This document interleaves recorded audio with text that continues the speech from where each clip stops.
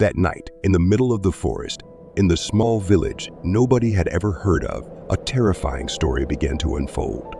I was a child, and the forest seemed dark and perilous, but my parents said it was a special place full of mysteries. It was a strange evening when we set out together towards the lost village. Dead leaves crunched beneath our feet, and the moonlight barely pierced through the crowns of ancient trees.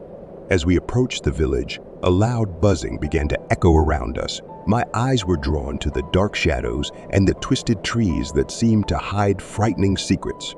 When we were close to the village's outskirts, the sound became unbelievably intense.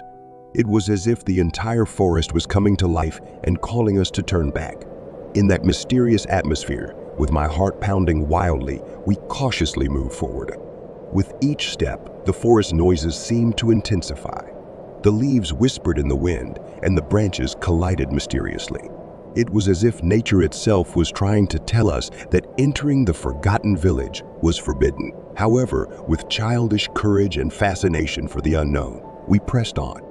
And then, in the middle of the forest, under the pale light of the moon, we saw it. A gigantic monster with golden fur and red eyes that glowed like two dark lights. Its huge feet pounded the ground with a terrifying sound, and its heavy breath darkened the air around us. Paralyzed with fear, I stood there staring at the creature.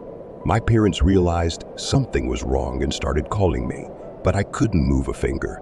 The monster was approaching us with powerful and determined steps. In that moment, the entire forest seemed to hold its breath. The atmosphere was so dense you could cut it with a knife.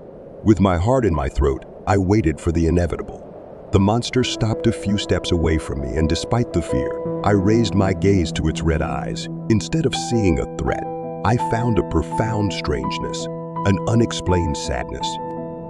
In an instant, the monster disappeared into the shadows of the forest, leaving behind only the sound of its powerful footsteps. My parents hugged me, and we continued our way to the village, but the entire experience remained etched in my mind. I don't know what that monster was or why it appeared that night.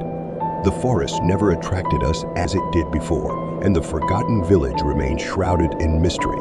When I grew older, I asked my parents about that night, but they seemed to have either forgotten or hidden a part of that story. Years passed, but the shadow of that event still lingers over me.